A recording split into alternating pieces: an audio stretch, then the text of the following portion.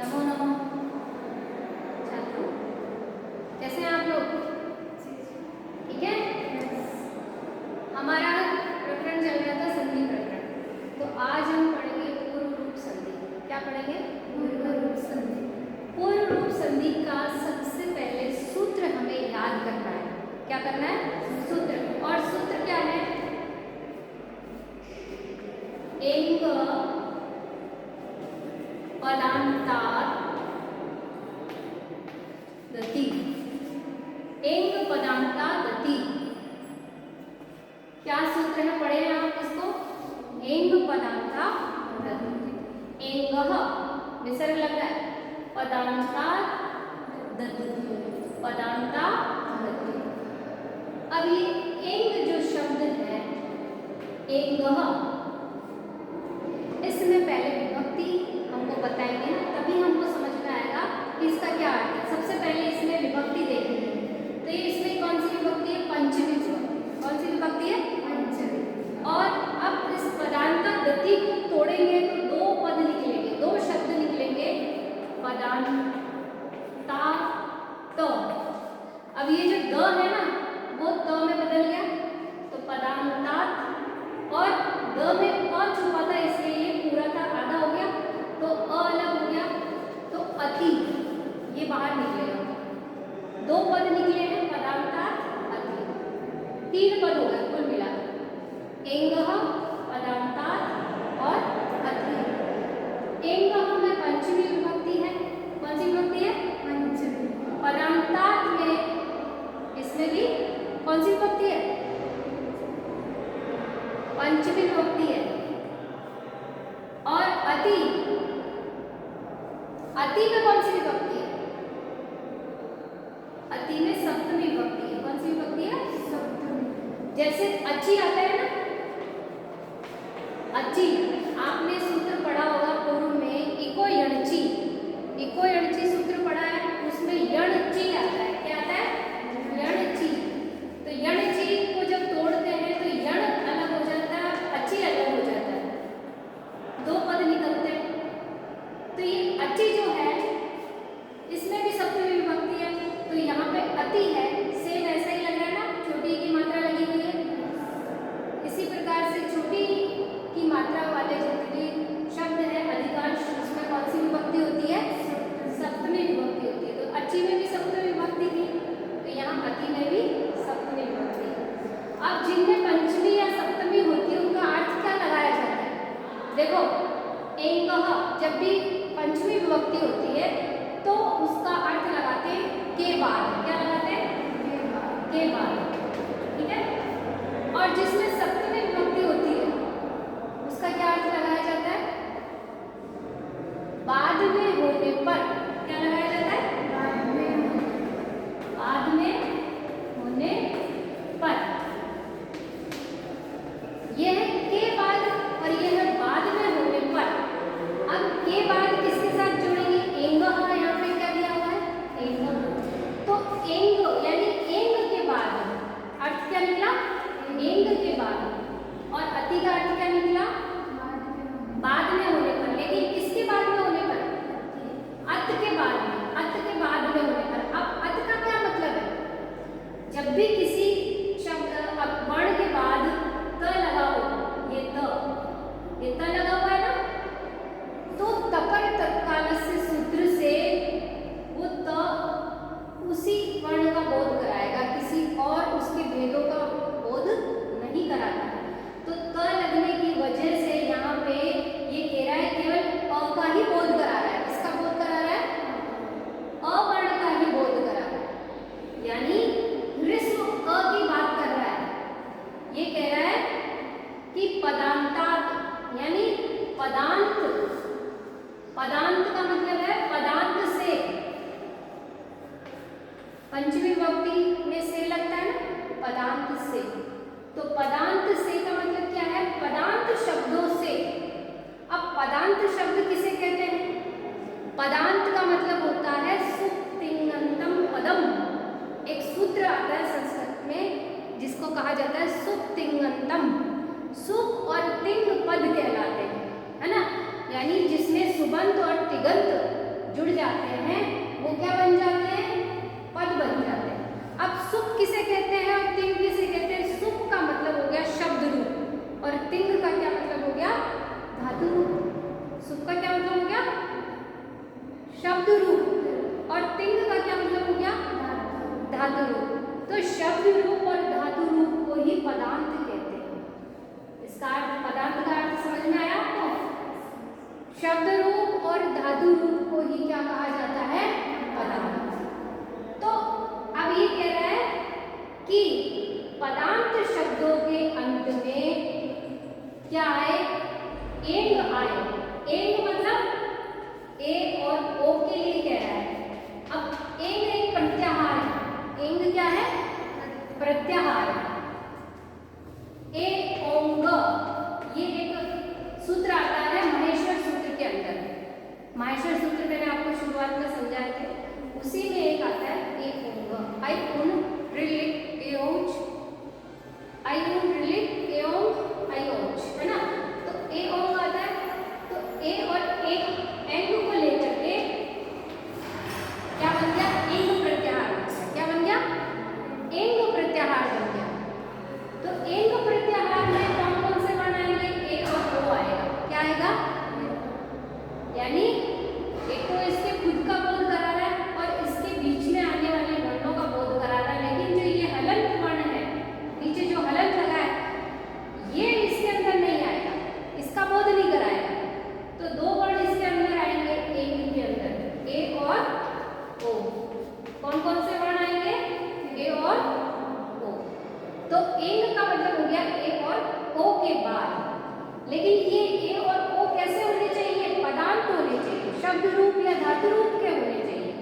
तो शब्द रूप, धातु रूप के अंत में अगर ए या ओ आए तो इनके बाद क्या आना चाहिए, ऋस्व अ। क्या आना चाहिए, ऋस्व अ बाद में होने पर रूप संधि होती है।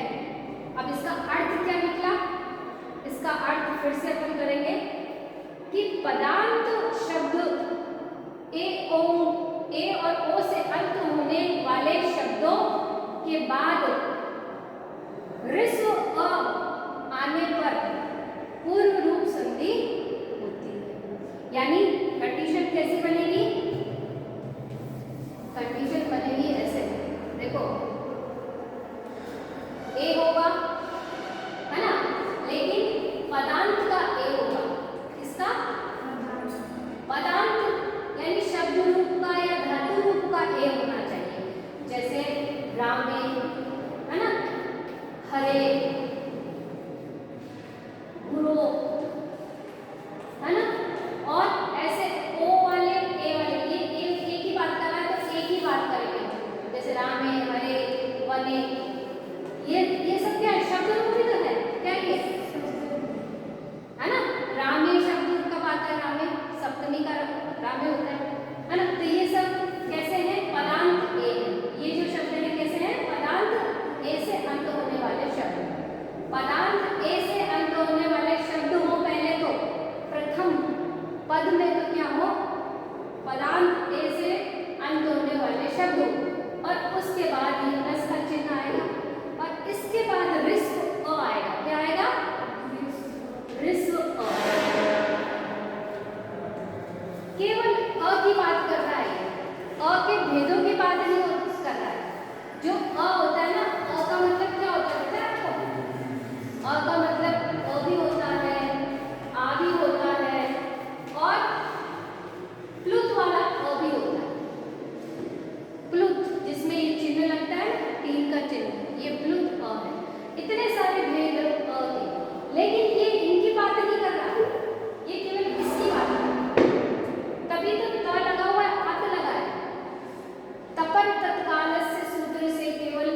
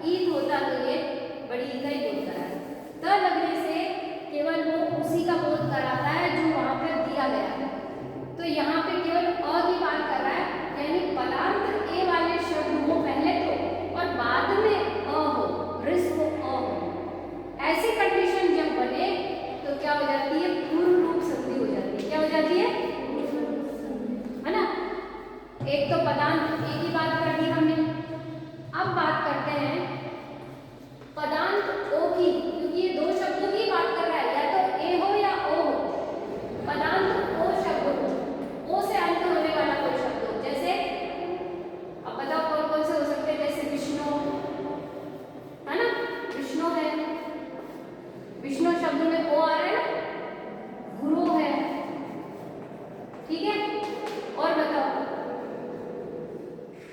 और बताओ। चलो ये दो शब्द तो आपको ध्यान में रखने हैं, विष्णु, गुरु, ये सब कैसे हैं? पदांत, ओ से अंत होने वाले शब्द, ओ से अंत होने वाले पदांत शब्द हैं। इनको कैसे शब्द बोलेंगे? पदांत, पदांत बोलेंगे। क्यों बोलेंगे? क्योंकि ये क्या है? शब्द रूप, धातु रूप तो नहीं है ना, शब्द रूप है ना। अब इसके बाद वापस से कोई अ आएगा, ये ऐसा, तब कौन सी संधि होगी? पूर्व रूप संधि। कौन सी संधि होगी? अब पूर्व रूप में होता क्या है? आप समझ नहीं पा रहे होंगे कि पूर्व रूप का मतलब क्या है ना। पूर्व रूप का क्या मतलब है?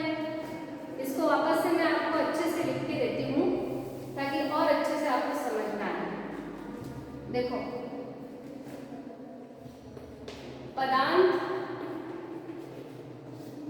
ए से अंत होने वाला कोई शब्द है ना, पदांत ए लास्ट, और उसके बाद रिस्क को, जब ऐसी कंडीशन बनेगी तो बराबर में ए का ए ही रहेगा। क्या रहेगा? ए ही रहेगा। पूर्व रूप का मतलब है पहले वाले के जैसा बन जाना, पूर्व के रूप के जैसा बन जाना। अब पूर्व का रूप कैसा? ये दो पद है, ये पूर्व में और ये बाद में, ये पूर्व में है और ये बाद में है। तो यहाँ पूर्व में ए दिख रहा है आपको और बाद में अ दिख रहा है, तो पूर्व वाला जो ए है उसी रूप का बन जाना, उसी रूप में घुल जाना, उसे ही पूर्व रूप कहते हैं। अब जो अ है ना वो इसमें जाके मिल गया, तभी तो ए और अ, ए प्लस अ बराबर बनने पर ए ही हो रहा है। क्यों हो रहा है ए? मतलब ये पूर्व वाला रूप ही आ गया। क्यों आया? क्योंकि ये पूर्व रूप संधि का सूत्र है ना। तो यहाँ पे जो अ है वो ए के अंदर जाके, जैसे पानी में शक्कर मिल जाती है ना, वैसे ये अ इसमें मिल चुका है, घुल गया। अब आपको दिखाई नहीं देगा, आपको इसको बोलना नहीं है। क्या नहीं करना? बोलना नहीं। ये अ पूर्व वाले में घुल गया, मिल गया, इसीलिए ये पूर्व रूप संधि है। ये क्या है? अब पदांत, पदांत ओ है। अब कोई शब्द ऐसा आए जिसके पद के अंत में क्या हो? ओ हो, है ना, और बाद में वापस अ आ जाए, ऐसा कैसा? मतलब पूर्व में तो क्या होना चाहिए? या तो ए हो या ओ हो, और बाद में क्या हो? केवल अ, तब पूर्व रूप संधि होती है। अब ये जो ए में रह गया था, यहाँ का जो अ था इसमें मिल गया था, इसी तरह से ये अ भी जो ओ में घुल जाएगा, मिल जाएगा। बिल्कुल शक्कर में शक्कर मिल जाती है ना पानी में, ऐसे ये बिल्कुल घुल जाएगा इसमें, और क्या आएगा? ओ ही आएगा। क्या आएगा? ओ ही आएगा। लेकिन अब ये इसमें मिल गया है, इस बात को बताने के लिए हम इस अ को यहाँ इससे दर्शा देंगे। इससे दर्शाएंगे एस वाले चिन्ह से। इस एस वाले चिन्ह को अवग्रह चिन्ह कहते हैं। क्या कहते हैं? अवग्रह चिन्ह कहते हैं। इसी तरह से ये भी इसमें घुल गया था। अब ये घुल गया तो इसकी जो कि अ था यहाँ पे, इसको बताने के लिए कि ये इसमें घुल चुका है, इसको वापस से इस रूप में दिखा देंगे। इस रूप में दिखाना होगा हमें। क्यों? इस रूप में दिखाने का मतलब ये है कि जो अ है वो किसमें बदल गया है? वो किसमें घुल गया है? ए में। यहाँ पे भी जो अ है वो ओ में घुल गया, यानी अ ए और ओ में घुल जाता है, मिल जाता है। ठीक है ना? अ हमेशा ए और ओ इन दोनों में घुल जाता है, मिल जाता है। उसको दिखाने के लिए हमें एस लगाना पड़ता है ए और ओ के बाद। तो ऐसी कंडीशन जब बने, आपको क्या कहना है? पूर्व रूप संधि हुई। क्या कहना है? ठीक है, तो इस प्रकार की देखो फॉर्मूला बनेगा। प्लस के पहले क्या होगा, प्लस के बाद क्या होगा? ये पूर्व वाला रूप है, ये बाद वाला रूप है। ये पूर्व वाला रूप है और ये बाद वाला रूप। ठीक है, इसका आपको ध्यान रखना है। इस प्रकार की कंडीशन हो, ऐसा बने, तभी वो क्या होगी? पूर्व संधि होगी। अब इसका उदाहरण मैं आपको यहाँ लिख देती हूँ, फिर आपको लिखना है, अभी नहीं लिखना है ना। जैसे कि हरे, हरे शब्द जो संबोधन का शब्द है, संबोधन में हरे शब्द आता है, तो ये शब्द रूप है और ए से अंत हो रहा है। किससे अंत हो रहा है? ए से। शब्द रूप है यानी पदांत वाला शब्द। कैसा है? पदांत वाला शब्द रूप है। और इसके बाद अ आए तो अब आए, क्या है? अब इसका जो पूर्व संधि होगी वो क्या होगी? हरे। ऐसा कैसा लिखेंगे? ए ऐसा कैसे आएगा? अब ये जो अ इसमें घुल गया, मिल गया, मिक्स हो गया, अब उसको दिखाने के लिए हम यहाँ क्या करेंगे? अवग्रह चिन्ह लगाएंगे। क्या लगाएंगे? और ये बहुत तो ऐसा कैसा लिख देंगे, ठीक है ना। अ को हम इस रूप में दर्शा देंगे और बहुत तो ऐसा कैसा लिखेंगे, ठीक है ना। अ को हमें इस रूप में दिखाना पड़ेगा कि ये मिल चुका है इसमें। इसको दिखाने का मतलब क्या होगा? कि ये इसमें मिल चुका है। आया समझ में? तो अब इसको जब ये वर्ण खत्म हो गया, इसमें मिल चुका है, तो अब इसका उच्चारण भी हम नहीं करेंगे। अब ये वर्ण नहीं रहा है। क्या नहीं रहा है? वर्ण नहीं रह गया है। अब ये समाप्त हो चुका है, इसमें घुल गया है, इसमें मिल चुका है, इसलिए इसका उच्चारण नहीं करेंगे। इसको क्या पढ़ेंगे? हरे। क्या पढ़ेंगे? ठीक है ना। इस तरह से आपको पढ़ना है। हरे अब नहीं पढ़ना है, क्योंकि ये तो इसमें मिल चुका है ना, इसलिए अब ये है ही नहीं। जो है ही नहीं तो उसका उच्चारण करना कोई मतलब नहीं है। इसलिए इसको जब भी अवग्रह चिन्ह होता है ना, वो वर्ण नहीं है, रह जाता है, वो खत्म हो जाता है, इसलिए अवग्रह का कभी भी उच्चारण नहीं होता है। तो हरे इस प्रकार से इसका उच्चारण करें, ठीक है। इसी प्रकार से ये ओ वाला उदाहरण विष्णु, क्या है? विष्णु। विष्णु शब्द भी शब्द रूप है। विष्णु के बाद क्या आना चाहिए? अ आना चाहिए। वापस से विष्णु के बाद औ आ गया, मान लो अ आया, आ नहीं आना चाहिए, केवल अ ही आना चाहिए। तो विष्णु प्लस औ ऐसी कंडीशन बनने पर तो ये पूर्व रूप संधि वाली कंडीशन बन गई। कौन सी कंडीशन बन गई? कौन सी संधि वाली? पूर्व रूप संधि। अब पूर्व रूप का मतलब है कि अ को पहले वाले में रूप कैसे जैसा बना देना, ठीक है ना। तो अब इसका संधि शब्द जो बनेगा, इसका संधि जो पद बनेगा वो क्या बनेगा? विष्णु व विष्णु। लेकिन अ को दर्शाने के लिए कि अ चला गया है, उसको एस में यानी अवग्रह चिन्ह के रूप के अंदर इसको लिखेंगे, है ना। और व को ऐसे लिखेंगे, ठीक है ना। तो विष्णु क्या बन गया? विष्णु। ये विष्णु शब्द बन गया, है ना। क्या पढ़ेंगे इसको? विष्णु, है ना। विष्णु अब नहीं पढ़ेंगे, विष्णु विष्णु शब्द, ये हरे शब्द बन गया। तो ये दोनों उदाहरण आपको किसके दिखाई दे रहे हैं? पूर्व रूप संधि। कौन सी संधि दिखाई दे रही है इसमें? पूर्व रूप संधि। अब देखो, जब भी कोई सूत्र हमको दिखे, हम सबसे पहले उस सूत्र को सरल करेंगे। सरल कैसे करेंगे? उसको पहले उसके पदों को अलग करेंगे, पद विच्छेद करेंगे। क्या करेंगे? उसका विच्छेद करेंगे, पदों का विच्छेद करेंगे, उसको तोड़ेंगे। तो यहाँ हमने पदांतार्थ को अलग किया, अति को अलग किया, एक तो अलग है ही, है ना। अब ये तीनों पद अलग हो गए। अब हम इसका क्या कर सकते हैं? अर्थ निकाल सकते हैं। अब अर्थ तभी निकलेगा जब हम इसमें विभक्ति दिखाएंगे। जैसे एंगह, एंगह शब्द में पंचमी विभक्ति है।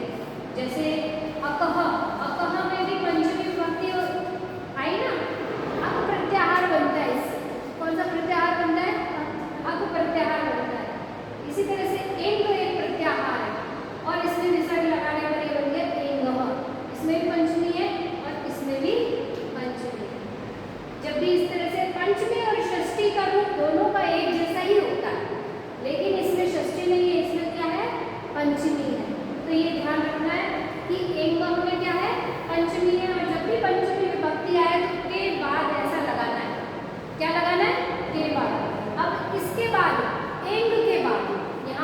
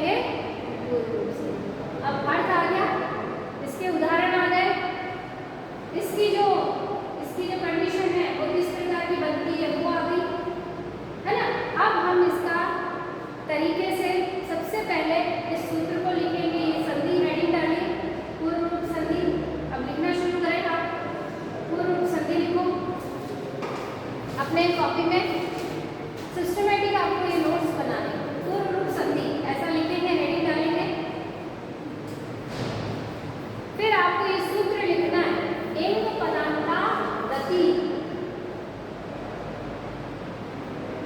एंग पदांता गति।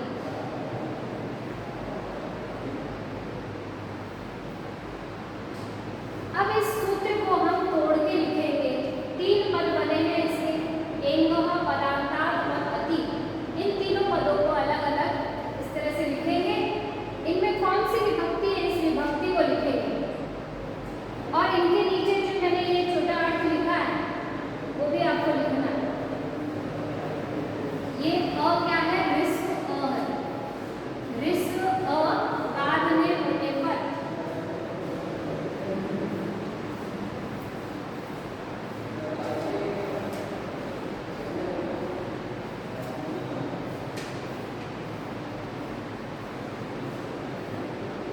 इसका अर्थ क्या हो गया, पदांत से।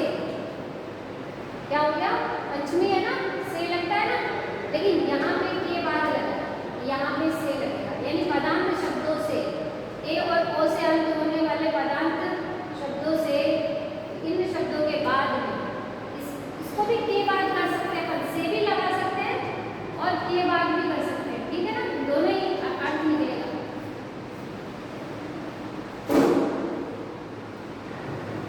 ठीक है, ये लिख लिया।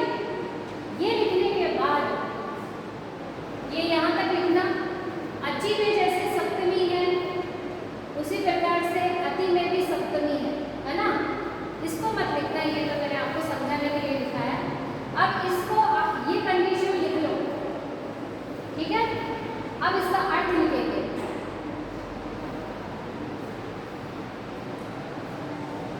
ये भी लिख सकते हो आप,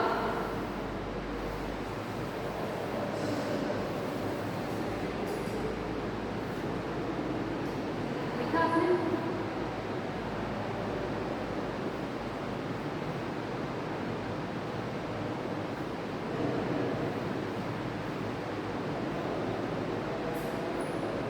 लिख लिया, ये लिख लिया आपने, टेबल बनाई, ये बनाई।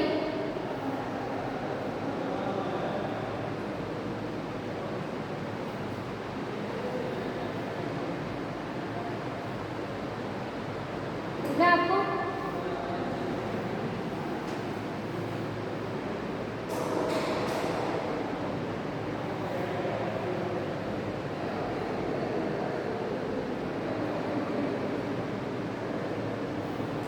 अब आप लिखना शुरू करेंगे, ठीक है। लिखिए, अर्थ लिखिए, इसका अर्थ करके, हाँ अब लिखो। पदांत, पदांत का अर्थ ब्रैकेट में लिखना आप, शब्द रूप व धातु रूप, शब्द रूप व धातु रूप। अब ब्रैकेट बंद, पदांत का अर्थ लिख दिया, शब्द रूप धातु रूप। अब इसको ब्रैकेट बंद कर दो, ठीक है ना। पदांत का मतलब ये है, पदांत एंग, अब लिखो एंग, एंग प्रत्याहार,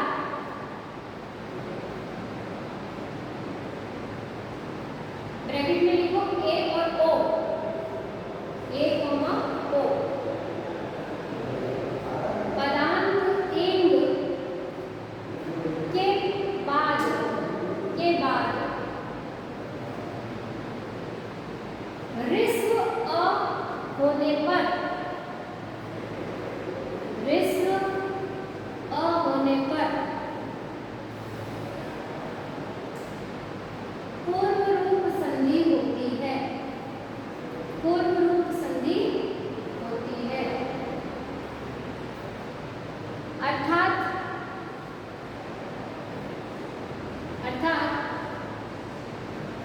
ए और ओ के बाद ऋस्व अ पूर्व वाले ए और ओ में मिल जाता है।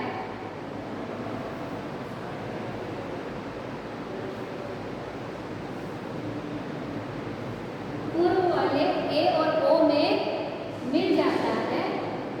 ए और ओ को, ओ में, ए और ओ में अ का मिलना,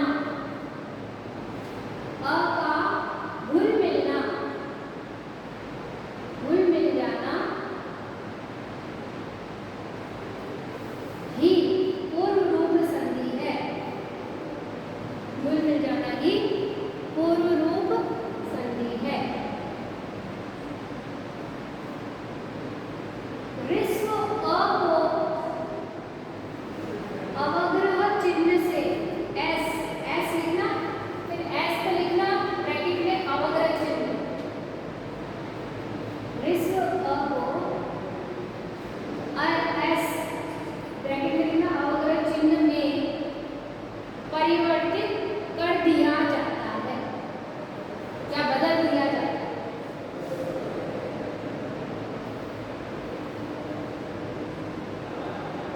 अवग्रह चिन्ह एस लिख के लिखना, अवग्रह चिन्ह एस वर्ण नहीं होता है, वर्ण नहीं होता है, अतः इसका उच्चारण नहीं किया जाता, अतः इसका उच्चारण नहीं किया जाता। लिखा आपने? मिटा दूं मैं सारा? अच्छा, आपको कहाँ समझ में नहीं आया इस जो मैंने अभी सूत्र बताया, इसका अर्थ बताया? पूर्व रूप संधि आपको कहाँ समझ नहीं आई ये बताओ। जहाँ आपको समझ नहीं आई है वहाँ मुझे आप बता सकते हैं कि यहाँ मुझे समझ नहीं आया, मैं इसको दोबारा रिपीट कर दूँगी, लेकिन आपको समझ में आनी चाहिए। इससे सरल रूप और कोई हो नहीं सकता, है ना? मैंने बहुत सरलतम रूप से आपको समझाने की कोशिश की है, तो आप इसको देखें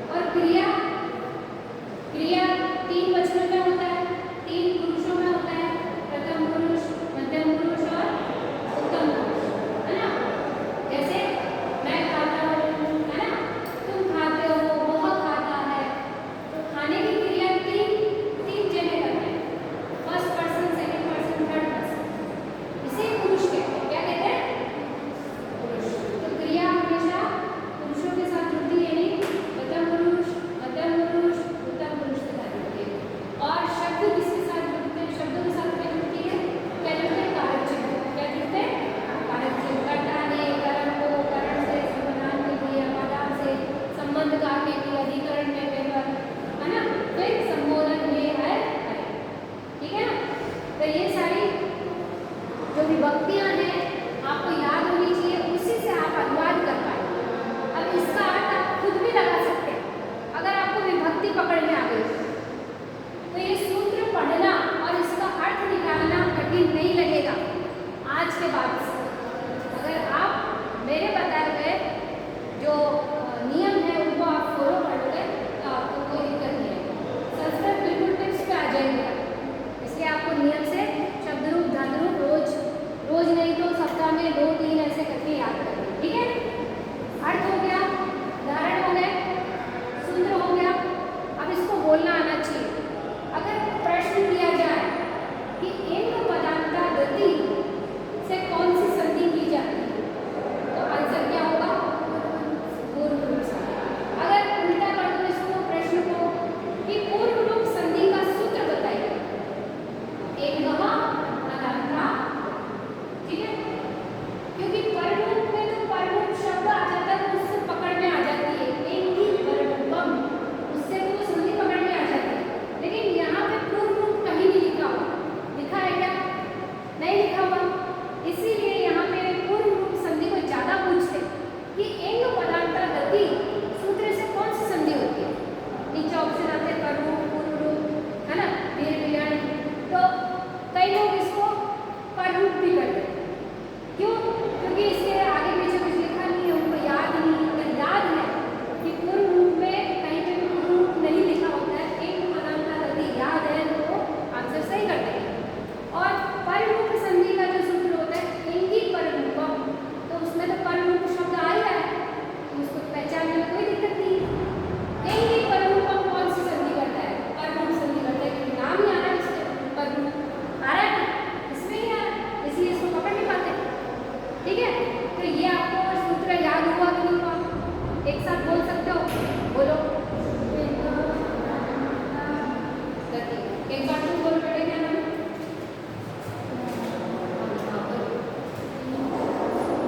इंग गति, इंग इसलिए क्योंकि इसमें विसर्ग है। हाँ बोलो, पदांता गति, आराम से बोलो,